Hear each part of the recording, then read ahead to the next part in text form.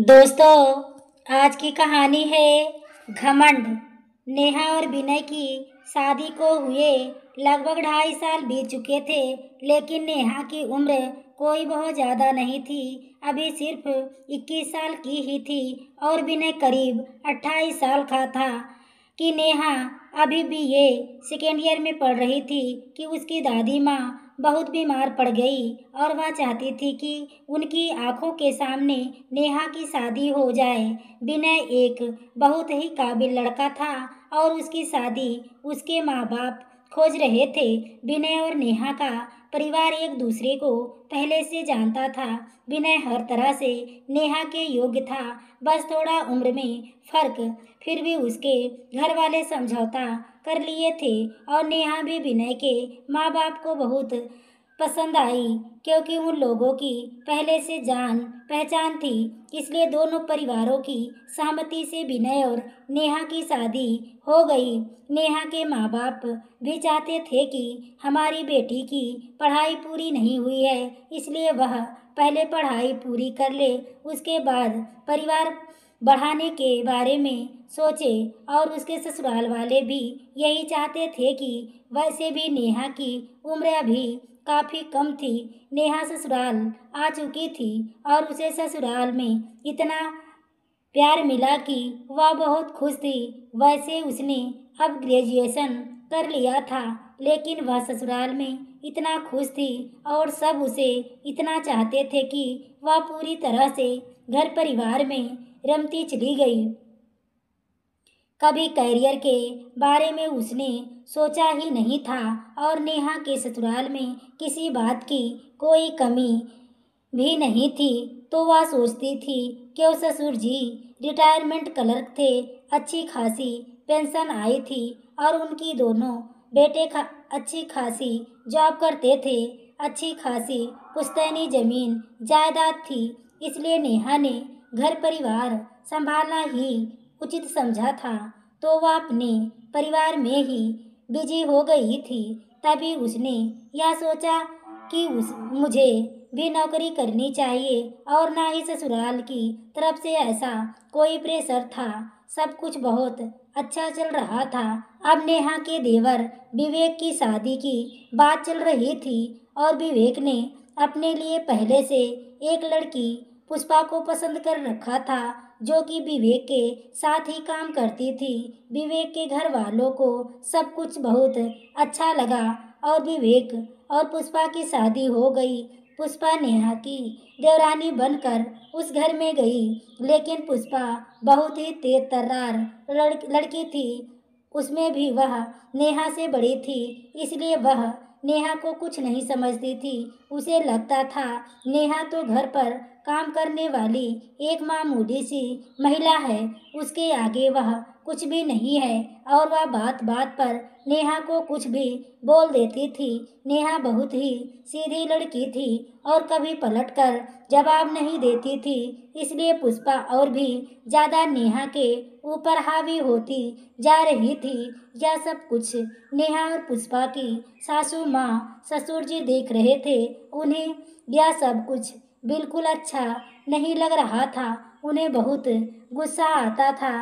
क्या घर में रहने वाली महिलाओं की कोई इज्जत नहीं होती? सच्चाई यह थी कि नेहा ने पूरा घर संभाल रखा था और पुष्पा का क्या था, सोकर उठती थी और तैयार होकर ऑफिस चली जाती थी और फिर सीधा शाम को आती थी और उसे बना बनाया चाय नाश्ता खाना सब कुछ मिल जाता था और उसके बाद भी नेहा के साथ बदतमीजी से बात करती थी। शायद वह उसे असहाय समझती थी और सोचती थी कि वह कभी अपने लिए आवाज़ नहीं उठा पाएगी और ना ही घर में कोई उसकी आवाज़ उठाएगा, क्योंकि वह किसी काबिल ही नहीं है और ना ही घर में कोई उसके लिए आवाज़ उठाएगा, क्योंकि वह किसी काम की भी नहीं है। पुष्पा नेहा से सीधे काम का बहुत ज़्यादा फायदा उठा रही थी। नेहा का पलटकर जवाब नहीं देती थी उसे पुष्पा की नज़र में और भी कमज़ोर बनाता जा रहा था। सासू माँ नेहा को बोलती थी कि तुम अपने हक के लिए बोलती क्यों नहीं? तुम कोई अपनी देवरानी की नौकर थोड़ी ना हो। ठीक है, तुम इस घर को संभालती हो, लेकिन जितनी जिम्मेदारी तुम्हारी है उतनी ही जिम्मेदारी तो उसकी भी है। फिर तुम उसकी बातें क्यों सुनती हो? नेहा बोलती थी, कोई बात नहीं मम्मी जी, मुझे क्या लेना देना, जो बोलता है बोलते रहे। मैं तो अपने परिवार के लिए खुशी खुशी सारा काम करती हूँ और मुझे यह सब कुछ करके अच्छा लगता है। घर के बाकी लोग जब मुझे इतना प्यार करते हैं तो मैं उसकी बातों को तुल देकर क्यों घर के फालतू में कलह करवाना? बोलते रहे तो बोलना, मुझे फर्क नहीं पड़ता। लेकिन पुष्पा ने एक दिन हद ही कर दी। नेहा कटहल के कोफ्ते में नमक डालना भूल गई थी तो पुष्पा ने बोल दिया, तुम जैसी अनपढ़ जाहिल लोगों को खाना बनाने के सिवा आता ही क्या, और वह भी ठीक से नहीं बना सकती। पुष्पा के मुंह से इतनी कड़वी बातें सुनकर नेहा की आंखों में आंसू आ गए और वह आंखों में आंसू लिए चुपचाप अपने कमरे में चली गई। लेकिन आज नेहा की सासू माँ को बहुत जोर का गुस्सा आया और साथ में विनय विवेक ससुर जी भी। लेकिन सासू माँ ने सबको आंखों ही आंखों में सबको मना कर दिया कुछ भी बोलने के लिए, क्योंकि वह लोग कुछ बोलते तो फालतू में बात बढ़ती, घर में दरार बढ़ती। लेकिन आज सासू माँ चुप नहीं रहने वाली थी और उन्होंने पुष्पा से बोला, तुम्हारी हिम्मत कैसे हुई अपनी जेठानी से ऐसी बातें करने की? तो पुष्पा ने भी चिल्लाते हुए बोल दिया, अरे जेठानी है तो क्या हुआ, मम्मी जी उम्र में तो मुझसे छोटी ही है, तो क्या अगर मैंने उसे कुछ बोल दिया, उसके भले के लिए ही बोलते, नौकरी ना सही कम से कम घर के काम करना तो ठीक से सीखे, कहीं पर तो परफेक्ट बने। और वैसे भी नौकरी तो वह कभी करेगी ही नहीं, घर ही तो संभालना है तो यह तो ठीक से कर ले। और किसी काबिल तो आपकी प्यारी बड़ी बहू है नहीं, आप भी क्या छोटी छोटी बातों को पकड़ लेती हैं? इस पर नेहा की सासू माँ भड़क गई और बोली, देखो औरतों के मामलों में हमारे घर के पुरुष बोलते थे नहीं तो फालतू में घर में कला होगा, सब लोग प्यार मोहब्बत से रह रहे हैं, क्या यह सही नहीं है? तुम्हारे हिस्से का काम भी तो यह संभाल रही है, उसके बाद भी तुम्हें शर्म नहीं आती उसे उल्टा सीधा बोलते हुए? इस पर पुष्पा ने पलटकर जवाब दिया, मम्मी जी, वह मेरे हिस्से का काम संभाल रही है, बल्कि मजबूरी है, क्योंकि वह कुछ कर ही नहीं सकती। बाहर जाकर नौकरी करने के लिए उसे काबिल तो होना ही चाहिए। बिल्कुल बेकार बहू ले आई। अगर मेरी जैसी कोई बहू लाई होती तो फिर आज आपके घर का रुतबा ही अलग होता। लेकिन हाँ, मुझे घर के कामों की उम्मीद मत कीजिएगा, वैसे भी मेरी उससे कोई तुलना नहीं। सासू माँ ने गुस्से में बोला, तुम्हें शर्म नहीं आती अपनी जेठानी का नाम लेते हुए दीदी बोला करो उसे? तो पुष्पा ने बोला, कभी नहीं, उसका विवाह विवेक के बड़े भाई से हो जाने से उससे ज़्यादा इज्जत नहीं देने लगूंगी। उम्र में मुझसे छोटी है, औकात नहीं है उसकी। भाभी बोलूं, वैसे भी आप इतना साइड क्यों ले रही हैं? ऐसा क्या कर दिया आपके लिए? 2.5 साल हो गए शादी को, आज तक तो आप लोगों को दादा दादी भी नहीं बनाया, फिर भी आप उतना साइड ले रही हैं। सासू माँ को समझ में आ चुका था कि पुष्पा हद से ज़्यादा घमंडी हो गई है, उसकी बहुत ही नीचे घटिया सोच की लड़की है। और उन्होंने बोला, खबरदार, जो किसी के पर्सनल मैटर में तुमने अपनी उंगली घुसाई, अभी उसकी उम्र ही क्या है? उन दोनों पति पत्नी का आपसी मैटर है। और मैं भी शुरू में ही बोल दिया था कि अभी तुम्हारी उम्र बहुत कम है, पहले अपनी पढ़ाई लिखाई पर ध्यान दो, बाद में इस बारे में सोचना। क्योंकि शादी किन परिस्थितियों में हुई थी वह हम सब जानते हैं। पुष्पा ने बोला, तो उसने तो बहुत पढ़ाई लिखाई पर ध्यान नहीं दिया।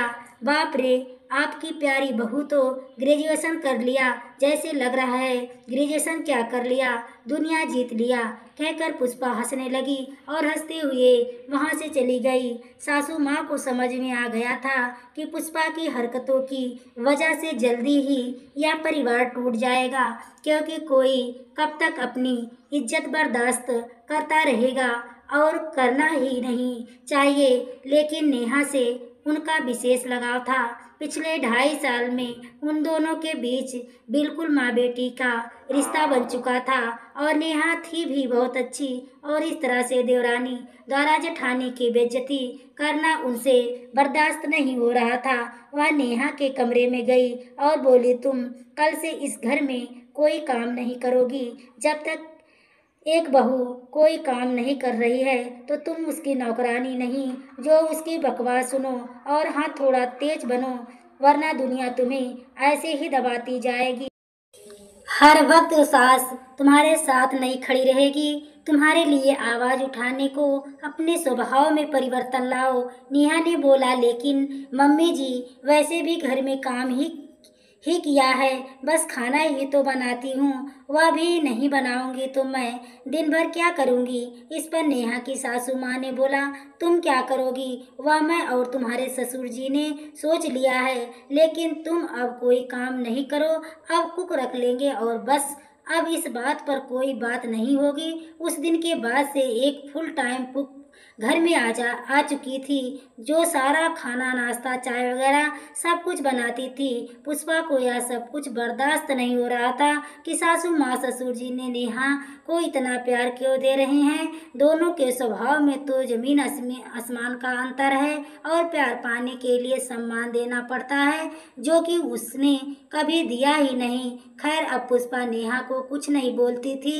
अगर कभी कभार अपनी आदत के अनुसार सुना भी दिया करती तो नेहा जवाब देने से पीछे नहीं हटती, क्योंकि सासू माँ ने उसे समझा रखा था कि मुंह पर ताला लगा कर रखने से जीवन नहीं चलता। इसी तरह से करीब एक सबका वक्त भी छुपा था। उसका इस बात को और चिढ़ थी कि उसकी जेठानी कुछ भी नहीं करती और दिन भर घर में बैठकर आराम करती है, जबकि उसे ऑफिस जाना पड़ता है, और सासू माँ ने खाना तक बनाने के लिए कुक लगवा दिया। उसके तो पूरी आराम है, पर वह कुछ कर भी नहीं पा रही थी।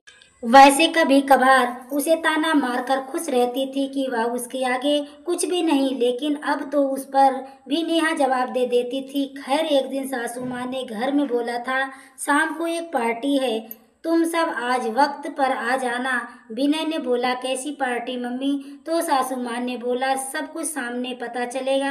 विनय और विवेक और पुष्पा सब हैरान होकर सासू माँ की ओर देख रहे थे, लेकिन सासू माँ चुपचाप अपने कमरे में चली गई। शाम को सब लोग घर आ चुके थे और थोड़ी देर में पार्टी शुरू हो गई। पुष्पा के मायके वाले, नेहा के मायके वाले, सासू माँ के मायके वाले, सब इन्हीं खास लोगों को ही बुलाया गया था। विवेक, विनय, पुष्पा सब हैरान थे कि यह पार्टी किसके लिए है। सासू माँ ने बोला, अब सब इंतजार कर रहे होंगे यह जानने के लिए कि पार्टी हमने क्यों दी है। चलिए बताते हैं। बोलिए, हमारी बड़ी बहू नेहा से, जो पिछले 6 सालों से इस घर की बहू के 5 साल तो उसने इस घर की जिम्मेदारी बहुत अच्छे से निभाई, लेकिन एक पिछले साल से मैंने इसे घर के कामों से पूरी तरह से मुक्त कर दिया था, लेकिन वह खाली नहीं बैठी थी। इसने जिस तरह से घर की जिम्मेदारी पूरी तरह से निभाई थी, इसी तरह से उतनी जिम्मेदारी पूरी तरह से निभाई। नेहा परिस्थितियों के कारण घर गृहस्थी में रह गई थी और अपनी काबिलियत दुनिया के सामने नहीं ला पा रही थी, लेकिन अब जरूरी हो गया था कि दुनिया जाने कि घर में खाना बनाने वाली हर औरत बिल्कुल बेकार और गंवार नहीं। ऐसा नहीं होता, बस कभी कभार परिस्थितियों के कारण उन्हें जीवन जीना पड़ता है। लेकिन हाँ, अगर कोई बार बार तीर चुभाए तो एक बार हथौड़ा मारकर उसे ठीक कर देना चाहिए। पुष्पा की ओर देखने लगी। पुष्पा को अभी भी समझ में नहीं आ रहा था, पर इतना तो उसे समझ गई थी कि यह ताना उसे ही मारा गया। क्योंकि ताना मारने में तो एक्सपर्ट थी, तो वह समझते ही उसे बिल्कुल देर नहीं लगी। नेहा चुपचाप खड़ी थी। विनय भी हैरान था कि यह मम्मी क्या बोले जा रही हैं, क्योंकि उसे भी कुछ नहीं पता था। सासू माँ ने आगे बोला, पिछले साल जब से मेरी छोटी बहू इस घर में आई है, उसके हिसाब से वह सब कुछ काबिल और योग्य है, और मेरी बड़ी बहू नेहा बिल्कुल गंवार है। यह उसकी सोच है, जिसकी वजह से रिश्तों में दूरियां पैदा हो रही थी। क्योंकि पुष्पा को तो सम्मान नेहा को देना चाहिए था, वह नहीं दे रही थी, बल्कि बात बात पर उसका अपमान कर रही थी, सिर्फ और सिर्फ इसलिए क्योंकि नेहा नौकरी नहीं करती थी। लेकिन मैंने यह बात कभी घर में डिस्कस नहीं की, क्योंकि मैं नहीं चाहती थी कि औरतों की बातों में भाइयों में मनमुटाव हो। लेकिन यदि नौकरी करने वाली औरत की हर तरह से योग होती है, तो मैं और नेहा के ससुर ने ठान लिया था कि अब नेहा की योग्यता दुनिया के सामने ला कर रखेंगे, क्योंकि वह इस घर में प्यार पाकर पूरी तरह से घरेलू हो गई थी। कभी उसने नौकरी के बारे में नहीं सोचा ही, और ना ही हमने सोचा। भला हो पुष्पा का ही उसने ताना मार मार कर हमारा ध्यान इस ओर दिलाया, और हमने पिछले साल नेहा से साफ साफ बोल दिया कि अब तुझे अपने पैरों पर खड़ा होकर दिखाना और पुष्पा को उसकी बातों का जवाब देना है। तुझे दिखाना है कि हर तरह से काबिल है।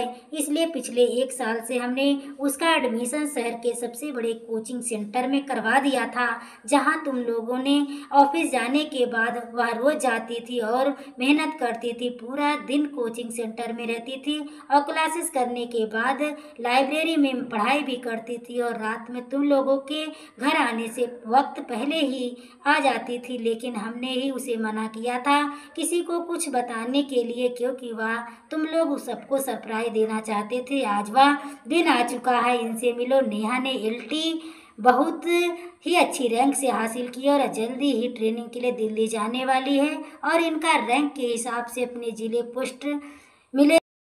आज नेहा ने हमारा सिर गर्व से ऊंचा कर दिया। साथ में घर में यह सब सुनकर सब हैरान हो गए। विनय तक को अंदाजा नहीं था कि नेहा यह सब कुछ कर रही है। अब विनय ने बहुत हैरानी से नेहा को देखा। नेहा मुस्कुरा रही थी और बोल रही थी, अपनी मम्मी से पूछो, उन्होंने ही मना कर रखा था। विनय अपनी मम्मी की ओर देख रहा था, तो उसकी मम्मी ने बोला, अरे तू आज तुझे जितनी खुशी मिली वह तो नहीं मिलती ना। अगर तुझे पहले से यह सब कुछ पता होता। और विनय तो इतना खुश हुआ कि नेहा को गोद में लेकर जोर जोर से घुमाने लगा, कहने लगा, मैं एक मास्टराइन का पति हूँ।